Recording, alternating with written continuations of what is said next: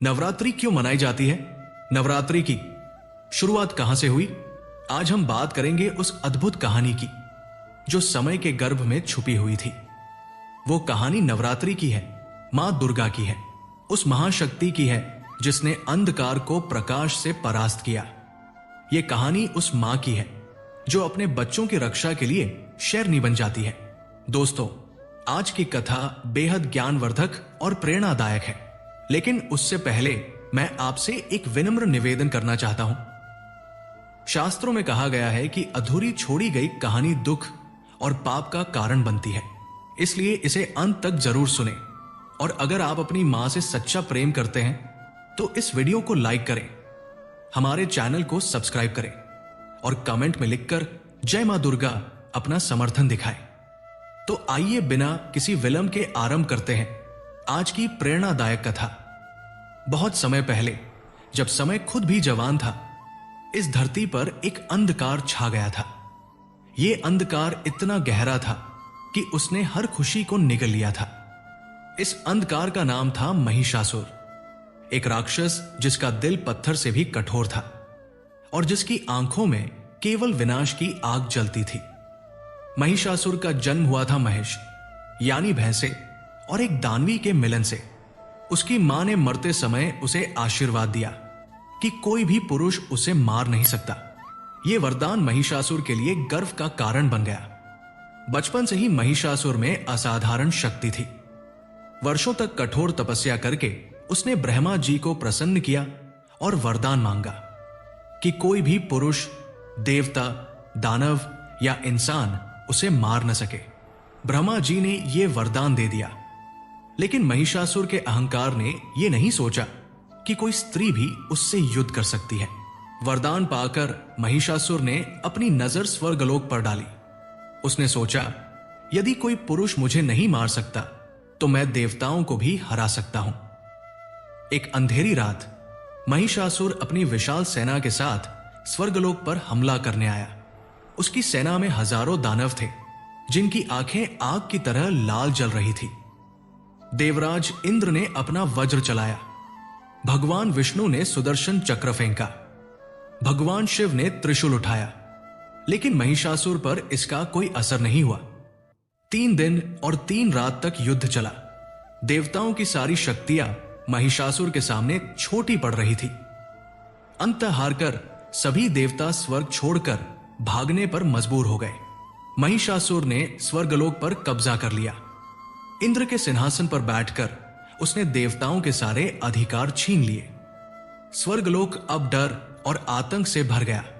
उसने अप्सराओं को कैद कर लिया और गंधर्वों को अपने दास बना लिया। जो स्वर्ग कभी संगीत और खुशी से भरा रहता था, अब वहां केवल रोने और चीखने की आवाजें गूंज रही थी। और यह प्रभाव धरती पर भी महसूस होने लगा।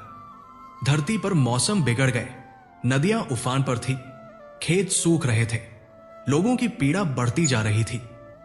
यह कहानी हमें यह बताती है कि जब बुराई अपनी चरम सीमा पर पहुंचती है, तब भी सच्चाई और शक्ति की उम्मीद नहीं खोनी चाहिए। सूर्य और चंद्र के संचालन में व्यवधान आने लगा। मौसम का चक्र बिगड़ गया। कभी तेज धूप पड़ती, कभी भीषण बारिश होती। खेतों में फसलें उगने का नाम ही नहीं लेती। नदियां या तो सूख जाती या बाढ़ से भर जाती। पेड़ों पर फल नहीं आते और पशु पक्षी परेशान हो जाते। इंसानों की स्थिति और भी दयनीय हो गई थी। भूख और प्यास से लोग तड़प रहे थे। बीमारियां फैल रही थी।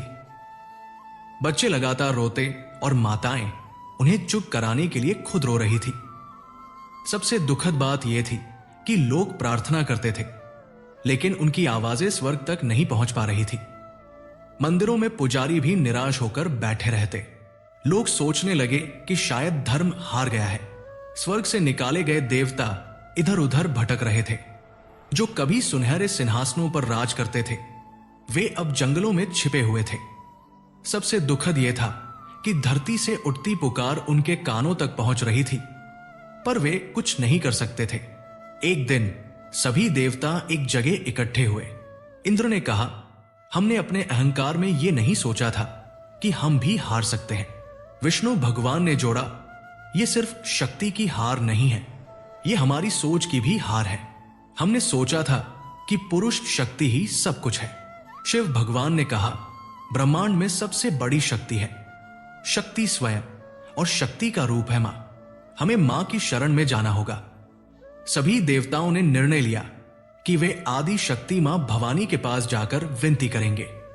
उन्होंने हिमालय की सबसे ऊंची चोटी का मार्ग तय किया, जहां बर्फ हमेशा चमकती रहती और हवा में दिव्यता का एहसास होता है। देवता इकट्ठे हुए। उनके दिलों में भक्ति थी और आंखों में आंसू। सबसे पहले इंद्र ने प्रार्थना शुरू की। उनकी आवाज में दर्द और चिंता दोनों झलक रही थी। हे मां, हे आदिशक्ति, हे जगत जनी, हमारी रक्षा करो। हमारे अहंकार ने हमें अंधा बना दिया। अब हमें एहसास हुआ कि तुम्हारे बिना हम कुछ भी नहीं हैं। विष्णु भगवान ने हाथ जोड़कर कहा, हे मां, तुम ही हो जो सृष्टि की रचना करती हो, उसका पालन करती हो और जरूरत पड़ने पर सहारा भी देती हो। महिषासुर ने तुम्हारी इस सृष्टि को दुख दिया है, कृपया आकर उसका वध करो। शिव भगवान ने अपना त्रिशूल नीचे रखकर कहा, हे अर्धांगिनी, तुम मेरी शक्ति हो। तुम्हारे बिना मैं शव के समान हूं। मेरी सारी शक्ति तुमसे ही आती है। अब तुम ही हमें बचा सकती हो। ब्रह्मा जी ने कहा, हे मां, मैंने महिषासुर को वरदान दिया था कि कोई पुरुष उसे नहीं मार सकेगा, लेकिन तुम स्त्री शक्ति हो, तुम उसे मार सकती हो। कृपया प्रकट होकर धर्म की रक्षा करो। अन्य देवताओं ने भी अपनी अपनी प्रार्थनाएं की। उनकी आवाज में इतना दर्द था कि पत्थर भी पिघल जाते। उनकी भक्ति इतनी सच्ची थी कि आकाश में तारे भी रो रहे थे। 3 दिन और 3 रात तक लगातार प्रार्थना चलती रही। देवता ना खाते ना सोते, बस मां को पुकारते रहते। उनके आंसुओं से हिमालय की बर्फ भी गीली हो गई। चौथे दिन जब सूरज उगने वाला था, आकाश में एक अजीब और तेज रोशनी दिखाई दी। यह प्रकाश सूरज से भी तेज था, लेकिन आंखों को चोट नहीं पहुंचा रहा था। यह मां का दिव्य प्रकाश था। अचानक आकाश से दिव्य प्रकाश निकला और पूरा ब्रह्मांड उसमें नहा गया। उसी प्रकाश से मां दुर्गा प्रकट हुई। उनका रूप अलौकिक था। आंखों में करुणा और शक्ति दोनों झलक रही थी। उनके 10 हाथ थे और हर हाथ में एक अलग अस्त्र, सुरक्षा और शक्ति का प्रतीक। मां दुर्गा को देखते ही देवताओं का भय मिट गया और उनके दिलों में आशा जागी। मां ने कहा, मेरे बच्चों, तुम्हारा दुख देखकर मैं आ गई हूं। महिषासुर को उसके पाप की सजा मिलेगी। इंद्र ने कहा, मां, हमारे अहंकार से यह संकट आया। मां ने उत्तर दिया, गलती इंसान से होती है, लेकिन उसे स्वीकार करना और सुधारना महानता है। अब मैं तुम्हारी रक्षा करूंगी। विष्णु ने पूछा, मां, हमारे हथियार बेअसर हैं, आप कैसे विजय पाएंगी? मां मुस्कुराई और बोली, तुम्हारे हथियारों में तुम्हारी शक्ति है, लेकिन मेरे हथियारों में पूरे ब्रह्मांड की शक्ति है, क्योंकि मैं ही उसका स्रोत हूं। मां दुर्गा ने देवताओं से कहा, अब तुम सब अपनी अपनी शक्ति मुझे दे दो। जब सारी शक्तियां एक होंगी, तब महिषासुर का अंत होगा। सबसे पहले भगवान शिव आगे आए। उन्होंने अपना त्रिशूल मां को भेंट किया। जैसे ही मां ने त्रिशूल हाथ में लिया, वो दिव्य प्रकाश से चमकने लगा। भगवान विष्णु ने अपना सुदर्शन चक्र दिया। चक्र मां के हाथ में आकर सोने की तरह चमकने लगा। इंद्र ने अपना वज्र दिया। वज्र में पहले से भी ज्यादा बिजली की शक्ति आ गई। वरुण ने अपना शंख दिया। अग्नि देव ने अपनी आग दी। जैसे जैसे देवता अपनी शक्तियां मां को दे रहे थे, मां का तेज और दिव्यता बढ़ती जा रही थी। उनके चारों तरफ एक प्रकाशमय घेरा बन गया। हिमालय के राजा पर्वत ने मां को एक दिव्य शेर दिया। मां दुर्गा उस शेर पर सवार हुई। उनका तेज और शेर की शक्ति देखकर सभी देवता मंत्रमुग्ध हो गए। मां ने कहा, अब मैं पूरी तरह तैयार हूं। धर्म की रक्षा के लिए कोई बाधा मुझे रोक नहीं सकती। देवताओं ने खुशी से जय जयकार की और मां दुर्गा का स्वागत किया। जैसे जैसे देवता अपनी शक्तियां मां दुर्गा को दे रहे थे, उनका तेज दिन ब दिन बढ़ता गया। वायुदेव ने अपनी हवा की शक्ति दी। सूर्य देव ने अपनी तेजस्वी रोशनी दी। अग्निदेव ने अपनी ज्वाला का योगदान दिया और इंद्र ने अपने वज्र का आशीर्वाद दिया। इस तरह प्रत्येक देवता अपनी अद्भुत शक्ति मां को सौंप रहा था। उनका रूप धीरे धीरे अत्यंत दिव्य और भव्य हो गया। उनके चारों ओर प्रकाश का एक अद्भुत और चमकदार घेरा बन गया, जिसे देखकर सभी देवता मंत्रमुग्ध हो गए। हिमालय के राजा पर्वत ने मां को एक दिव्य शेर भेंट किया। यह कोई साधारण शेर नहीं था। इसकी आंखों में अग्नि जल रही थी और इसकी दहाड़ से पहाड़ कांपने लगते थे। जब मां दुर्गा उस शेर पर सवार हुई तो उनका तेज और शेर की शक्ति का मेल देखते ही बन रहा था। यह दृश्य इतना अद्भुत और मंत्रमुग्ध कर देने वाला था कि सभी देवताओं ने शांति से सिर झुकाया। मां दुर्गा ने अपनी दिव्य उपस्थिति के साथ कहा, अब मैं तैयार हूं। देवताओं ने खुशी और श्रद्धा से जय जयकार किया। कई दिनों के बाद उनके चेहरों पर पहली बार खुशी की चमक दिखाई दी। मां ने अपना दिव्य शंख फूंका। उसकी आवाज तीनों लोकों में गूंज उठी। स्वर्गलोक में महिषासुर इंद्रासन पर बैठा था। अचानक शंख की गूंज सुनकर उसका कान फटने लगा। वो चौंक गया और सैनिकों से पूछा, यह कैसी आवाज है? एक सैनिक बोला, महाराज, यह किसी नई शक्ति की आवाज है। महिषासुर हंसते हुए बोला, मैं महिषासुर हूं, मुझसे कोई नहीं लड़ सकता। चलो देखते हैं। महिषासुर अपनी विशाल सेना लेकर हिमालय की ओर बढ़ा, जहां मां दुर्गा प्रकट हुई। उसकी आंखों में पहले ही मां की सुंदरता ने मोहित कर दिया। उसने सोचा कि शायद इसे अपनी रानी बना लिया जाए, लेकिन मां के हथियारों और तेजस्वी रूप को देखकर उसे समझ आ गया कि यह कोई साधारण स्त्री नहीं है। महिषासुर ने अपने शक्तिशाली सैनिकों को आगे भेजा, पर मां दुर्गा ने त्रिशूल के एक वार से सैकड़ों दानवों को मार गिराया। शेर की दहाड़ से आकाश गूंज उठा और धरती कांप उठी। पहली बार महिषासुर को भय का अनुभव हुआ। उसने अपना बलशाली सेनापति भेजा, जो समुद्र पी जाने जितना सामर्थ्यवान था। लेकिन मां दुर्गा ने अपने सुदर्शन चक्र से उसका सिर धड़ से अलग कर दिया। यह देखकर महिषासुर क्रोधित हो उठा। उसने खुद युद्ध में प्रवेश किया। उसका रूप अत्यंत भयानक था। आंखें अग्नि की तरह जल रही थी और सींग चांद की तरह चमक रहे थे। वो पूरी शक्ति से मां दुर्गा पर टूट पड़ा। धरती कांपने लगी और पहाड़ टूटने लगे, लेकिन मां दुर्गा निर्भय थी।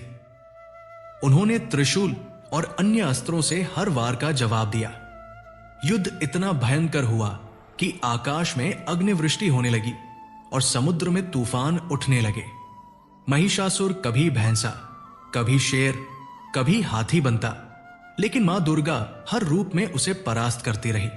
उनका दिव्य शेर भी महिषासुर के हर रूप से लड़ने में उनका साथ दे रहा था।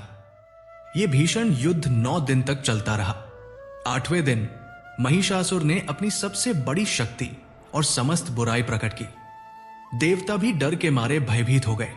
तब मां दुर्गा मुस्कुराई और कहा, अब मैं अच्छाई की शक्ति दिखाऊंगी। 9वें दिन सुबह अंतिम युद्ध शुरू हुआ। महिषासुर ने अपनी संपूर्ण शक्ति झोंक दी।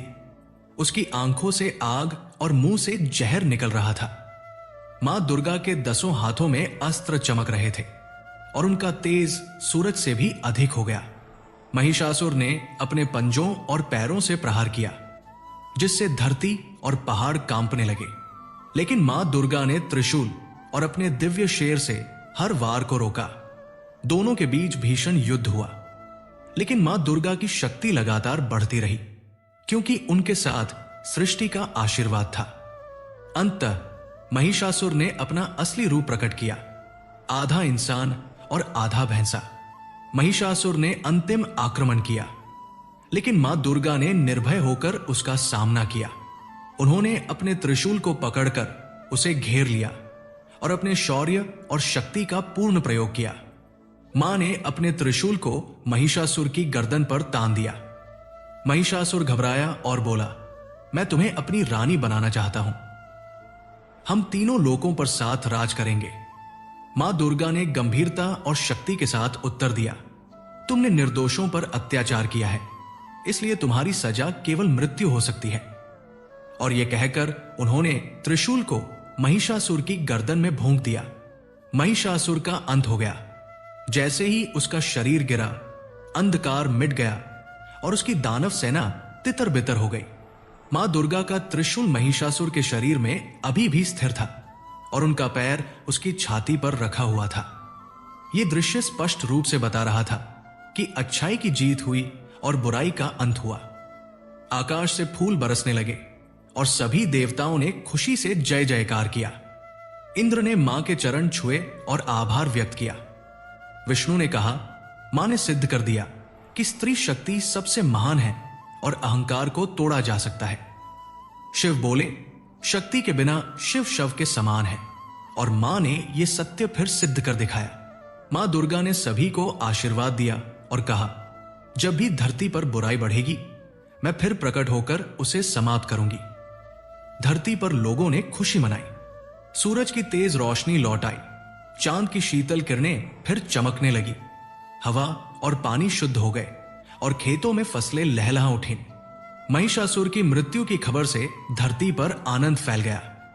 बच्चे खेल रहे थे, माताएं गा रही थीं और किसान नृत्य कर रहे थे। गांव के लोगों ने मां दुर्गा की मूर्ति बनाई, उसे फूलों से सजाया और आरती की। उसी समय आकाश में मां दुर्गा प्रकट हुई। उन्होंने दिव्य आशीर्वाद देते हुए कहा, हर साल इसी समय मेरी पूजा करना। 9 दिन तक मेरे विभिन्न रूपों की आराधना करना। मुझे फूल और मिठाई चाहिए, लेकिन सबसे महत्वपूर्ण है तुम्हारे दिल की सच्चाई। मैं वही रहती हूं जहां प्रेम और भक्ति होती है। मां ने विस्तार से समझाया कि पहले 3 दिन उन्हें दुर्गा के रूप में पूजा करना चाहिए, अगले 3 दिन लक्ष्मी के रूप में, जो खुशहाली, धन और समृद्धि देती है, अंतिम 3 दिन सरस्वती के रूप में, जो ज्ञान, बुद्धि और कला प्रदान करती है। उन्होंने बच्चों और लोगों को आश्वासन दिया, मैं हर मां में हूं जो अपने बच्चों की रक्षा करती है। तुम डरना मत, मैं हमेशा तुम्हारे साथ हूं। मां ने कहा, नवरात्रि का पर्व केवल मेरी याद में नहीं है, बल्कि उस महान विजय का उत्सव है जब अच्छाई ने बुराई को हराया। पहले 3 दिन मेरा रूप योद्धा का है। मैं बुराई से लड़ती हूं और अपने भक्तों की रक्षा करती हूं। चौथे से छठे दिन लक्ष्मी का रूप है, जो धन, सुख और समृद्धि देती है। 7वें से 9वें दिन सरस्वती का रूप है, जो ज्ञान और विद्या का आशीर्वाद देती है।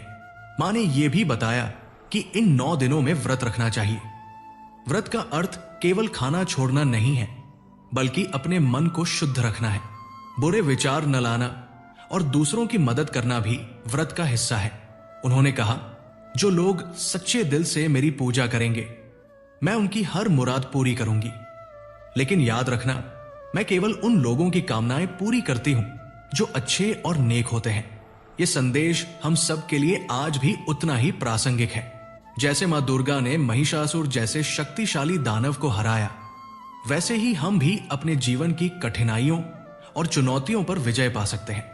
यही नवरात्रि का असली अर्थ है और यही मां दुर्गा की पूजा का सार है। जय माता दी, जय मां दुर्गा। आपके अपने चैनल अनजान इंसान से।